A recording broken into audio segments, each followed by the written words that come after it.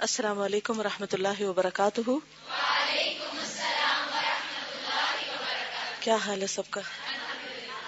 الحمد للہ، نحمدہ ونصلی علی رسولہ الکریم، اما بعد فاعوذ باللہ من الشیطان الرجیم، بسم اللہ الرحمن الرحیم، رب اشرح لی صدری ویسر لی امری واحلل عقدۃ من لسانی یفقہوا قولی۔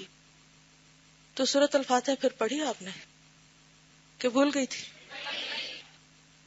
جی ہاں، قرآن شفا ہے، ہم اس کو مانتے ہیں کہ اللہ سبحانہ و تعالیٰ نے خود قرآن مجید میں ہمیں بتا دیا اور ہمارا اس پر ایمان ہے، اور جتنا ایمان اور یقین اس بات پر زیادہ ہوگا اسی درجے کی شفا نصیب ہوگی۔ کوئی اپنا کوئی تجربہ، کوئی بات شیئر کرنا چاہے تو کر سکتے ہیں۔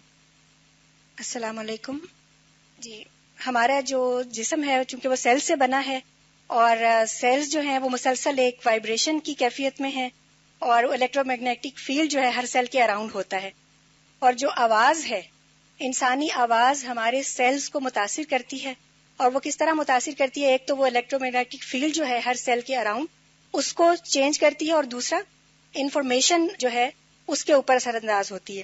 صحت مند سیلز پر فرق اثرات ہوتے ہیں، اور جو ڈیزیزڈ سیلز ہیں ان پر فرق اثرات ہوتے ہیں۔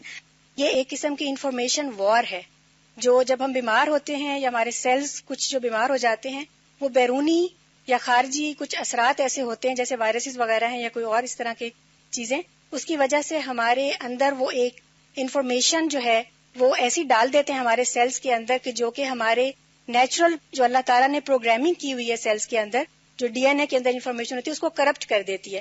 جیسے آپ دیکھتے ہیں کمپیوٹر کی فائلز کرپٹ ہو جاتی ہیں، تو وہ کرپٹ ہو جاتی ہے، اور جو یہ قرآن کی آواز ہے اور اس میں اس کے مخصوص اثرات ہیں جس میں انفارمیشن بھی ہے اور مخصوص الفاظ کا اٹھانا اور اس کا وہ سب، یہ سب چیزیں جو ہیں اس کرپٹڈ فائل کو یا کرپٹڈ جو انفارمیشن ہے اس کو دوبارہ سے ری پروگرام کر دیتی ہیں، اور اس ری پروگرامنگ کی وجہ سے وہ سیلز ہیلدی ہو جائے، جی ری فارمیٹنگ ہو جاتی ہے۔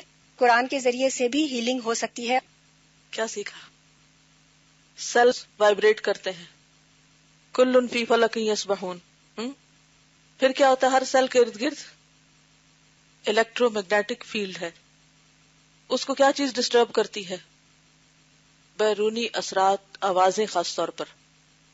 یہ جو ساؤنڈ پولوشن آپ نے سنا ہوگا لفظ، کہ ہر وقت طرح طرح کی آوازیں، اسی لیے آپ دیکھیں کہ بعض باتیں سن کر آپ کے رونگٹے کھڑے ہو جاتے ہیں، بعض باتیں سن کے آپ جلنے لگتے ہیں، بعض باتیں سن کر آپ کو شدید غصہ آتا ہے، بعض باتیں سن کر آپ مسکرانے لگتے ہیں، بعض باتیں آپ کو ہنسانے لگتی ہیں، ہے نا؟ تو کیا چیز ہے؟ آواز ہی تو ہے۔ پھر اسی طرح یہ ہے کہ ہر آواز کا مختلف تاثر ہوتا ہے۔ جو اچھی آوازیں ہوتی ہیں، خوبصورت آوازیں ہوتی ہیں، ان سے دلوں کو راحت ملتی ہے، اور جو کرخت آوازیں ہوتی ہیں، ان انکر الاصوات لصوت الحمیر، تو اس کے اثرات مختلف ہوتے ہیں۔ آپ دھیمے انداز میں بات کریں تو سننے والے پہ اثرات اور ہوں گے، آپ شدید یعنی سختی کا سا انداز لیے ہوئے ہوں تو سننے والے پر اور اثر کرے گا۔ ایک ہی قرآن ہے، ایک ہی سورۃ الفاتحہ ہے، اگر آپ قاری مشاری کی آواز میں سنیں تو اثر کچھ اور ہوگا، سدیس کو سنیں تو کچھ اور ہوگا، سعد الغامدی کو سنیں تو کچھ اور ہوگا۔ بھئی بات تو ایک ہی ہے، سورۃ الفاتحہ ہے، لیکن ہر ایک کے پڑھنے کے انداز سے آپ کے جو سیلز کی وائبریشن ہے وہ متاثر ہو جاتی ہے، دل پگھلنے لگتے ہیں، آنسو بہنے لگتے ہیں، ہاں؟ اور پھر نہ صرف یہ کہ ہم پر بلکہ کائنات کی اور چیزوں پر بھی اس کے اثرات، یعنی پورے ماحول پر ایک طرح سے اثرات مربوط ہوتے ہیں۔ پھر اسی طرح ہم دیکھتے ہیں کہ جیسے پورا انوائرنمنٹ ہے، اگر کچھ پودے آپ ایسی جگہ پر لگائیں جہاں ہر وقت اے سی کا شور ہو تو ان کے بڑھنے کی رفتار کچھ اور ہوگی، اور اگر آپ شور سے ہٹا کر ایک نیچرل ماحول میں ان کو رکھیں تو ان کے بڑھنے کی رفتار کچھ اور ہوگی۔ وہ لوگ جو بہت شور کے ماحول میں کام کرتے ہیں ان کا مزاج اور طرح ہوتا ہے، وہ لوگ جو خاموش اور پرسکون علاقوں میں رہتے ہیں ان کے اندر اور طرح کا ٹھہراؤ ہوتا ہے۔ تو یہ جو ہمارا ماحول ہے یہ ہمارے اوپر اثر انداز ہوتا ہے، اور اگر آپ قرآن پاک سنتے ہیں اور پڑھتے ہیں خاص طور پر، تو اس سے نہ صرف یہ کہ آپ کی اخلاقی اور کردار کی اصلاح ہوتی ہے، بلکہ آپ کے جسم کو بھی شفا نصیب ہوتی، اور جسم کے علاوہ اب دیکھیں نا جسم کے سیلز تو سب نے ڈسکور کر لیا اور ان کے اندر کیا کچھ ہے اس پر بھی بہت کچھ پڑھا لکھا گیا، ریسرچ ہوئی، لیکن روح کا علم تو اللہ نے بندوں کو دیا ہی بہت کم ہے. یسألونک عن الروح قل الروح من امر ربی وما اوتیتم من العلم الا قلیلا. تو روح کے سیلز تو ہمیں پتہ ہی نہیں کیسے ہیں. اور قرآن کو بھی کیا کہا گیا ہے؟ روح. تو روح کا روح سے گہرا تعلق ہے. روح کا علاج روح سے ہی ہوگا، یعنی وحی سے ہی ہوگا، قرآن ہی سے ہوگا. اور اگر روح اسٹرانگ ہو، روح صحت مند ہو، تو جسم بھی صحت مند ہونے لگتا ہے. اور انسان کے اندر ایک خاص قسم کی انرجی ہوتی ہے اور ایک خاص قسم کا ولولہ اور جذبہ ہوتا ہے کام کرنے کا. اور الحمدللہ اللہ نے ہم سب کو قرآن جیسی نعمت دی ہے. تو اس موقع پر میں یہ بھی کہوں گی کہ قرآن کو بہت اچھے انداز میں پڑھیے. اس کے جو مخارج ہیں، بعض لوگ مذاق اڑاتے ہیں یہ کیا ہا خا ہی نکالتے رہو، اور وہ ہنستے ہیں اور اس کو بہت غیر اہم سمجھتے ہیں. ایک ہے قرآن کو ایک عام انداز میں پڑھنا، اس کے اثرات پھر کچھ اور ہوں گے. جیسے مخارج ہوں گے، جیسے آپ کا انداز ہوگا ویسا ہی اثر ہوگا. اور اگر آپ صحیح طور پر پڑھیں گے، حق کا تلاوت ہی کریں گے، تو اس کے یقیناً آپ کے اپنے اوپر اور جس کو آپ پڑھ کر سنا رہے ہیں اس پر بھی اثرات مختلف ہوں گے. اور پھر صرف آواز نہیں، آواز کے ساتھ جو معنی ہے. کیونکہ آپ کو یہ تو معلوم ہوگا کہ عربی زبان کو اللہ نے کیوں چنا قرآن کے لیے. اس کی اپنی کچھ خصوصیات ہیں جو کہ دیگر زبانوں میں آپ کو نہیں ملے گی. ایک چھوٹی سی مثال سے آپ سمجھیں. مثلا فا سے جو الفاظ شروع ہوتے ہیں، فا، ان کے اندر کھلنے کا مفہوم پایا جاتا ہے، سیپریٹ ہونے کا. جیسے فصل، جیسے فخر، فجر، فلک، فاسق، فتحنا، فتح، فرقنا. ٹھیک. کوئی اور زبان لیجئے، ڈکشنری انگریزی کی کھول لیجئے اور کوئی ایک الفابیٹ لیجئے اور پھر آپ ورڈز پڑھیے کہ کیا کوئی کامن چیز ہے ان میں. نہیں ملے گا آپ کو، کسی اور زبان میں نہیں ملے گا. تو عربی کے نہ صرف یہ کہ الفاظ بلکہ ان کے مخارج اور پھر ان کے معانی اور پھر ان کا استعمال، یہ سب اپنے اندر ایک روح لیے ہوئے ہیں جو ہماری روح پر اثر انداز ہوتے ہیں. اور نہ صرف یہ کہ ہماری روح پر بلکہ تمام سیلز پر، ہر چیز کے جو اندر ایٹمز ہیں یا سیلز ہیں ان پر بھی اثر انداز ہوتے ہیں. آپ کو یاد ہوگا مسجد نبوی کے اس ممبر کا واقعہ. نبی صلی اللہ علیہ وسلم جب اس ممبر کو چھوڑ کر دوسرے ممبر پہ گئے تو وہ رونے لگ گیا، آہیں بھرنے لگ گیا. تو اس سے کیا پتہ چلتا ہے کہ ہمارے آس پاس کی چیزیں ہماری آوازیں سنتی ہیں اور ان کے اپنے درجے کا جو شعور ہے ان کے اندر، ہر چیز میں شعور ہے نا، اور شعور کے لیول ہیں. جیسے انسانوں میں درجے ہیں اسی طرح جانوروں میں بھی درجے ہیں. کچھ جانور دوسرے جانوروں کی نسبت بڑے ذہین ہوتے ہیں، بہت سمجھدار ہوتے ہیں، بہت عجیب و غریب قسم کے کام کرتے ہیں. اسی طرح جو جمادات ہیں، سالڈ چیزیں ہیں، ان کے بھی لیولز ہیں. نباتات کے اندر، پودوں کے اندر سینس اور طرح ہے، یعنی سب سے زیادہ تو اللہ نے عقل انسان کو دی ہے. پھر جنات ہیں، پھر اسی طرح فرشتے ہیں، پھر اسی طرح جانور ہیں اور جانوروں کی مختلف قسمیں ہیں، ان کے اندر کی جو سمجھ بوجھ ہے. پھر اس کے بعد درجہ آتا ہے پودوں کا، پھر لکڑی سے بنی ہوئی چیزیں جو ہیں. پھر اس کے بعد جمادات ہیں جیسے پتھر وغیرہ ہیں. اور پتھروں کی جو تسبیح ہے ان کے بارے میں بھی آپ نے سنا ہوگا. اور بخاری میں بھی ایک حدیث آتی ہے کہ جس سے ہمیں پتہ چلتا ہے کہ نبی صلی اللہ علیہ وسلم نے صحابہ کو بعض اوقات تسبیح سنوائی بھی، یعنی حتیٰ کہ جو چیز ہم چبا رہے ہوتے ہیں وہ بھی تسبیح کر رہی ہوتی ہے ایک طرح سے. ان کا اپنا اپنا انداز ہے. وَإِن مِّن شَيْءٍ إِلَّا يُسَبِّحُ بِحَمْدِهِ وَلَٰكِن لَّا تَفْقَهُونَ تَسْبِيحَهُمْ. تو ہم ایک ایسی دنیا میں رہتے ہیں کہ جو اللہ کی بنائی ہوئی ہے، ہماری بنائی ہوئی نہیں ہے. اگر ہم اس کو مس یوز کریں گے، ضائع کریں گے، اسراف کریں گے، تو یہ چیزیں قیامت کے دن انسان کے خلاف گواہی دیں گی. اور اگر ان کو اچھے کاموں میں استعمال کریں گے تو یہی چیزیں انسان کے حق میں گواہی دیں گی. بعض اوقات ہم لوگوں سے ڈرتے ہیں کہ کوئی ہمیں دیکھ نہ لے، کوئی ہمیں سن نہ لے، لیکن ہم یہ بھول جاتے ہیں کہ جس زمین پہ ہم بیٹھے ہوئے ہیں وہ بھی سن رہی ہے، اور جو دیواریں ہیں ان کے بھی کان ہیں، ہمارے ہاتھ پاؤں بھی سن رہے ہیں. تو اس لیے تقویٰ کی زندگی وہی زندگی ہے جس میں انسان اللہ سے ڈرے اور اس کے بعد ان سب چیزوں سے حیا کرے جو اس کے آس پاس ہیں، اور کوئی فحش کام نہ کرے، کوئی حرام کام نہ کرے، کوئی غلط کام نہ کرے کہ جس سے اللہ سبحانہ وتعالیٰ ناراض ہو. اور وہ جو پچھلے دنوں ہم نے ایک سنا تھا، آپ نے بھی اس کی ویڈیو دیکھی ہوگی، کہ جو بالکل چھوٹا سا ایک بچہ 2-3 سال کا، اچانک اس نے پڑھنا شروع کر دیا قرآن. تو پتہ یہ چلا کہ اس کی مدر جو تھی وہ پریگننسی کی حالت میں خوب قرآن پڑھتی تھی. تو بچے کے اندر جاتا رہا. تو بہرحال سب کے لیے ایک اچھا نسخہ ہے. کل کی جو حدیث ہم نے پڑھی تھی، وہ جو سردار کو سانپ کاٹا یا بچھو کاٹا اور اس کے اوپر سورۃ الفاتحہ پڑھ کر دم کیا گیا اور اس کا علاج ہوا، اس سے ہی بھی پتہ چلتا ہے کہ بعض اوقات صحابہ کرام نے جو اجتہادات کیے اس کو جب انہوں نے نبی صلی اللہ علیہ وسلم کے سامنے پیش کیا تو آپ نے اس کو اپروو کیا، اور بعض اوقات کچھ چیزوں کو ڈس اپروو بھی کیا. اسی میں ایک اور حدیث ہے جس کو ڈس اپروو کیا، وہ کون سی ہے؟ جی ہاں، جس میں تیمم کی بات آتی ہے.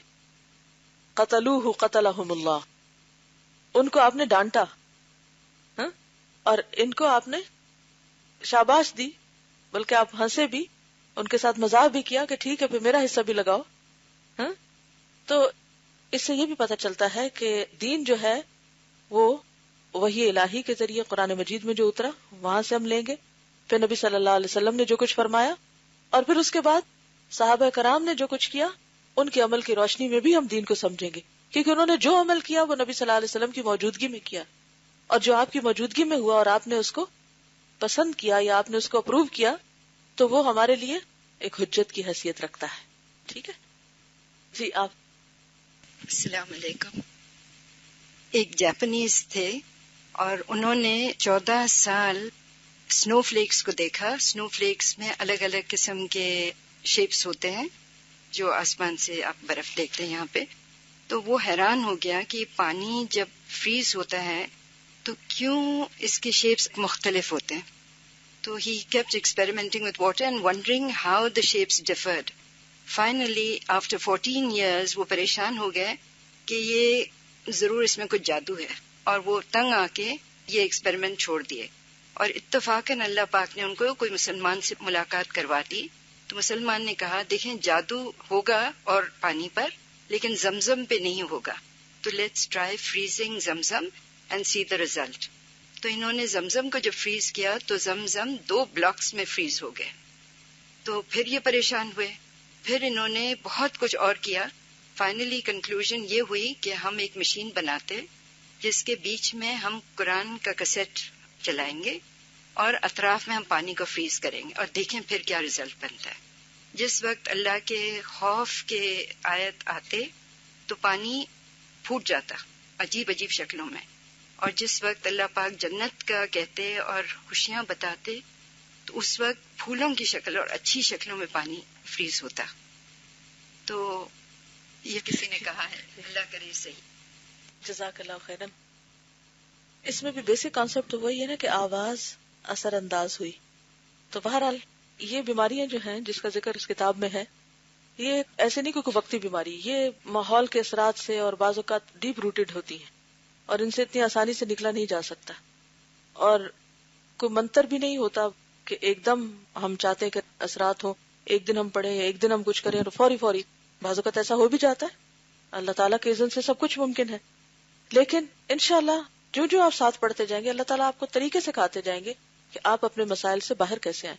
سب سے پہلی اور اہم ترین بات کہ آپ ارادہ کر لیں کہ میں نے اس مصیبت سے نکلنا ہے، میں نے اس مرض کا علاج کرنا ہے، میں نے اپنے اندر سے اس کو اکھاڑ پھینکنا ہے. جب تک آپ نے، کیونکہ وہ پتہ کیا، وہ ایسا حسین خیال ہوتا ہے نا انسان کے اندر کہ جس سے نفس لذت پاتا ہے. تو انسان کی ویکنس یہ ہے کہ جن چیزوں سے انسان کا نفس لذت پاتا ہے، چاہے وہ حرامی کیوں نہ ہو، غلطی کیوں نہ ہو، مہلک ہی کیوں نہ ہو، وہ ایڈکشن ایسی ہوتی ہے کہ انسان خود ہی اس کو نہیں چھوڑنا چاہتا. تو سب سے پہلی بات یہ ہے کہ اگر آپ سمجھتے ہیں کہ آپ بھی کسی ایسی بیماری کا شکار ہیں تو پہلی بات ہے سچی نیت اور ارادہ کہ میں نے اس سے نجات پانی ہے اللہ کے اذن سے، میں نے اس کو چھوڑنا ہے کیونکہ یہ ہلاکت انگیز ہے. اور آپ دیکھیں کہ جب آپ فیصلہ کریں گے، آپ ارادہ کریں گے تو اللہ تعالیٰ آپ کے لیے راستے آسان کر دے گا اور یقیناً آپ اس سے باہر نکل آئیں گے. اس کا میں آپ کو یقین دلاتی ہوں. یہ ہو نہیں سکتا کہ آپ کے اندر رہے اگر آپ کا ارادہ سچا ہو اور آپ وہ کریں جو قرآن آپ کو بتاتا ہے کرنے کے لیے. لیکن چونکہ ہم ہی سچے نہیں ہوتے، ہم کہتے تو ہیں ہاں یہ حرام ہے، یہ غلط ہے، یہ نہیں ہونا چاہیے، یہ مہلک ہے، لیکن جو ہی موقع ملتا ہے پھر فوراً اپنی اصل پہ لوٹ جاتے ہیں. تو سب سے پہلے آپ کو فیصلہ کرنا ہے. جی آپ. السلام علیکم ورحمۃ اللہ وبرکاتہ. کل کے لیسن سے ہی ایکسپیرینس ایک ڈائریکٹلی ریلیٹڈ ہو گیا کہ ایک تو بیماری ہوتی ہے نا عشق کی بیماری جس کا کل ذکر، ایک اور بیماری ہوتی ہے جو اکثر میں پائی جاتی ہے سیلف پٹی، خود پہ ترس کھانا. اور پچھلے 5 مہینوں سے میں کوشش کر رہی ہوں، تقریباً روز یہ سوچ کے سوتی ہوں کہ شاید میں کل الہدا جا سکوں، لیکن میں نہیں آ سکی. تو مجھے اتنا دل میں ہر وقت اس کمی کا احساس ہوتا ہے میں کیوں نہیں جا سکتی، سب لوگ آزاد ہیں، سب جا رہے ہیں، میں نہیں جا رہی. اور ہر وقت مجھے ایک غصہ اور ایک خفگی اور اس طرح ہوتا رہتا تھا. لیکن کل جب یہ جملہ استاذہ نے بولا کہ کسی کی جدائی یا کسی چیز کی کمی کو اپنے لیے برا نہ سمجھے، بعض اوقات ہم لوگ کچھ سچویشنز میں ٹریپ ہو جاتے ہیں، تو اس سچویشن میں بھی اگر آپ اپنی زندگی کا مقصد پورا کر رہے ہیں. اور پھر فرسٹ ٹائم مجھے لگتا ہے کہ میں نے سورۃ الفاتحہ کو اس اسپرٹ کے ساتھ پڑھا کہ اللہ کا اتنا شکر ہے کہ وہ ہمیں غیر معمولی سچویشنز میں ڈالتے ہیں، اس میں ہم رہ کے غیر معمولی کام کر لیتے ہیں جو کہ ہم شاید آرڈنری روٹین لائف میں وہ نہ کر سکیں. اور یہ اللہ کو ہی پتا ہوتا ہے کہ کس کو کون سی سچویشن میں ڈالنا ہے، وہاں پہ یہ کیسا کام کر پائے گا. تو الحمدللہ رب العالمین، کیونکہ خود تو میں اپنے لیے ایسا پلان ہی نہیں کر سکتی تھی جیسے اللہ نے کیا. ان کی بات سے مجھے یاد آیا، عربی کی ایک مشہور کلیکشن ہے پوئٹری کی، حماسہ. کسی کو معلوم ہے اس کا؟ حماسہ. ابو تمام ایک شخص تھے عربیوں کے. تو ہوا یہ کہ وہ کہیں ٹریول کر رہے تھے تو وہاں برف باری ہو گئی اور وہ ٹریپ ہو گئے. برف باری آج کل تو بہت انتظام ہوتے ہیں، ادھر برف پڑی ادھر برف ہٹانے والے آ گئے اور رستے کھل جاتے ہیں تھوڑی دیر کے بعد، تو آپ کی گاڑیاں چلنے لگتی ہیں. لیکن اس دور میں ایسا نہیں انتظام ہوتا تھا اور گاڑیاں بھی نہیں ہوتی تھی اور لوگ گھوڑوں پہ اور گدھوں پہ اور اونٹوں پہ سفر کرتے تھے. کسی جگہ پر برف باری کا ہونا کا مطلب یہ ہے کہ جب تک اب یہ موسم بدلے گا نہیں، کیونکہ برف باری جب ہوتی ہے نا تو بعض اوقات مسلسل ہوتی چلی جاتی ہے، بعض اوقات یہ ہوتا ہے کہ ہوتی ہے اس کے بعد دھوپ نکلتی، ہوا چلتی ہے، وہ اور پتھر بن جاتی، پھر اس کے بعد پھر نئی برف پڑتی ہے، اس کے اوپر اور پائلز لگتی چلی جاتی ہیں. کیونکہ مجھے اب کئی سال رہنا پڑا ایسی برف باریوں میں کہ جب پہلی برف ہوتی تھی میں کہتی تھی اب یہ بیچاری ہر چیز ڈھک گئی، اب اس کو 6 مہینے بعد ہی دیکھا جائے گا. اس کے بعد اور پڑ گئی، اس کے بعد اور پڑ گئی اور پڑ گئی، بس صرف گزرنے کے راستے کھلتے ہیں، باقی ہر چیز ڈھکی رہتی ہے اس میں. تو ہوا یہ کہ جس اپنے دوست کے ہاں وہ قیام کیے ہوئے تھے، ان کی ایک بہت بڑی لائبریری تھی اور اس لائبریری میں ہر قسم کی کتابیں تھی. انہوں نے ان کتابوں کو پڑھنا شروع کر دیا اور ان کتابوں سے خصوصاً شعر، کیونکہ پہلے زمانے میں نثر نہیں تھے عربوں کے ہاں. اگر ابتدائی سینچریز آپ دیکھیں، خود نبی صلی اللہ علیہ وسلم جس دور میں تشریف لائے ہیں اس میں شعر و شاعری کا تو بہت رواج تھا، لیکن نثر پہ کوئی کتابیں نہیں تھی کہ جس طرح عام لٹریچر کی بکس ہوتی ہیں، افسانے ہیں، ناولز ہیں، کہانیاں ہیں.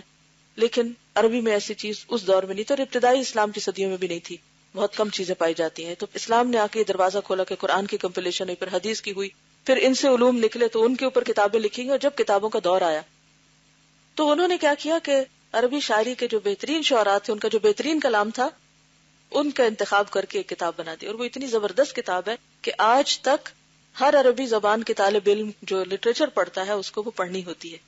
اور ایم اے کریں یا اسلامیات کریں، اس کے ساری تو نہیں لیکن کچھ نہ کچھ پورشنز پڑھنے ہوتے ہیں.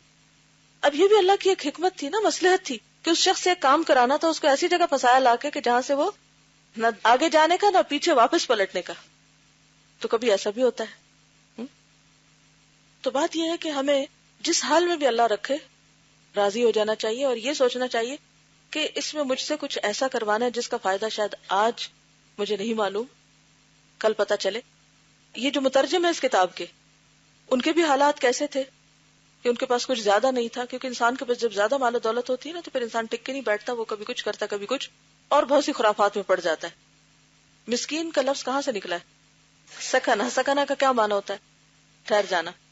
تو جب انسان کے پاس بہت دنیا نہیں ہوتی نا تو ایک جگہ بیٹھ جاتا ہے، اور جب ایک جگہ بیٹھ جاتا ہے اگر اس انسان کے اندر رتی بھی عقل ہے تو پھر وہ اس وقت کو ضائع نہیں کرتا، اس میں وہ کرنے لگتا ہے جس کی اللہ نے اس کو صلاحیت دی. اب اگر مادی حالات کسی کے اچھے نہیں ہو، لوگ اس کی طرف بہت توجہ نہیں کر رہے، تو اس شخص کو شکر کرنا چاہیے کہ میں لوگوں کی توجہ سے ہٹ کر بہت کچھ کرنے کے قابل ہوں. کیونکہ جب آپ پبلک فگر بن جاتے ہیں نا تو آپ کی اپنی کوئی لائف نہیں رہتی، پھر آپ کوئی زیادہ پروڈکٹیو کام نہیں کر سکتے. بہت مشکل ہو جاتا ہے کہ آپ واقعی کچھ ایسا پروڈیوس کر سکیں کہ جس سے نسلیں فیضیاب ہوں، تو اتنا ہی مشکل ہو جاتا ہے. جلالین کا نام سنا ہے؟ عربی کی تفسیر، قرآن پاک کی تفسیر. اس میں ایک تو تفسیر ہے مختصر سی اور پھر اس کے اوپر حاشیہ ہے. جلال نام کے 2 شخص تھے جنہوں نے کتاب لکھی تھی. جلالین تسنیہ کا صیغہ 2 جلال، تفسیر جلالین، یعنی 2 جلالوں نے جو تفسیر لکھی، جس میں سے ایک بہت مشہور ہے جلال الدین سیوطی. سیوطی نے جب یہ کتاب لکھی تو انہوں نے کیا کیا؟ سب کچھ چھوڑ دیا، سب کچھ چھوڑ کے نیل کے کنارے ایک الگ جگہ پہ چلے گئے. ان کے دوست جاتے، امیر جاتے، غریب جاتے، دنیا جاتی ان کے پاس اور ان کی منتیں کرتی، لیکن ہر ایک پہ دروازہ بند کر دیا انہوں نے. ان کا میں نے ملنا ہی نہیں کسی سے، سب کو ناراض کر دیا. کوئی کسی طرح ان کو مناتا، کوئی کسی طرح، لیکن انہوں نے کہا کہ نہیں. پھر کیا ہوا؟ انہوں نے جو کچھ پڑھا اس کا نچوڑ لکھا، اور آج جلالین ہر عربی مدرسے میں پڑھائی جاتی ہے. تفسیر جلالین جتنی پڑھائی جاتی ہے اتنی کوئی تفسیر نہیں پڑھائی جاتی. اور یہ کب لکھی گئی؟ تنہائی میں، سولیٹری کنفائنمنٹ میں، جو انہوں نے اپنے اوپر خود امپوز کی. تو ہوتا یہ ہے کہ شیطان ہمارا کھلا دشمن ہے اور وہ ہمیں کسی کام کا نہیں رہنے دیتا، اور خصوصاً اس جگہ جا کے حملہ کرتا ہے جو کام ہم کر سکتے ہیں اور کوئی اور نہیں کر سکتا، وہ ہم سے وہی کام چھڑانا چاہتا ہے. یہ بھی یاد رکھیے اس کی چال. اپنی خاص صلاحیت کو پہچانیے، وہ کون سی چیز ہے جو آپ کو اللہ نے دی ہے اوروں کو نہیں دی، اور پھر یہ دیکھیے کہ آپ اس چیز کو کہاں استعمال کر رہے ہیں. کیا اپنے آپ کو آپ ضائع تو نہیں کر رہے؟ اپنی ویلیو پہچانے، اپنی قدر پہچانے. جب آپ اپنی قدر پہچانیں گے نا، اور اپنی صلاحیتوں کو جانیں گے، اور پھر اپنے دشمن کو بھی پہچانیں گے، اور اپنے مہربان رب کو بھی پہچانیں گے، تو پھر اس کے بعد کیا ہوگا؟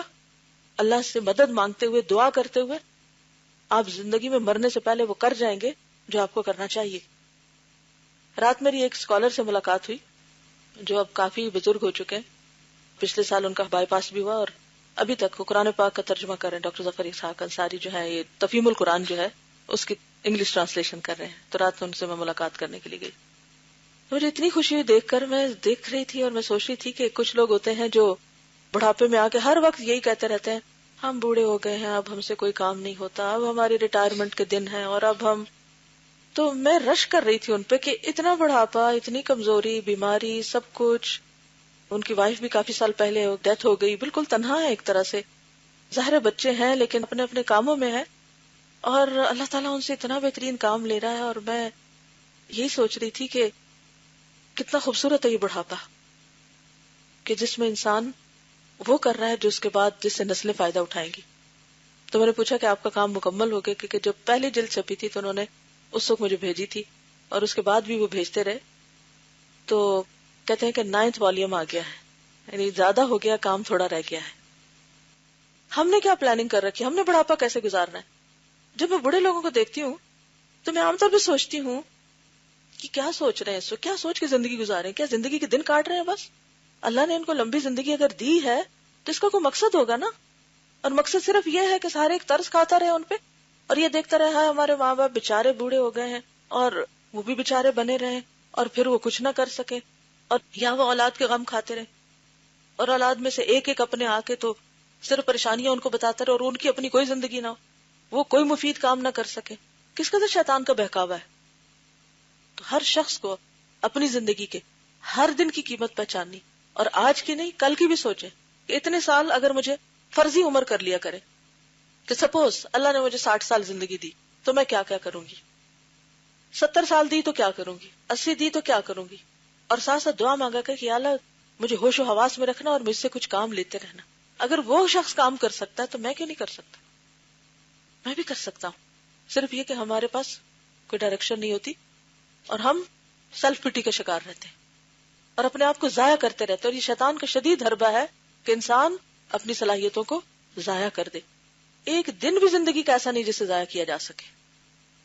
آپ کی ساری دولت کیا ہے؟ آپ کا وقت. اور اسی کو ہم بیکار ضائع کرتے ہیں، سب سے زیادہ گنواتے ہیں، اور فضول اور کم تر چیزوں میں اور کم تر کاموں میں ہم اسے لگا رہے ہوتے ہیں.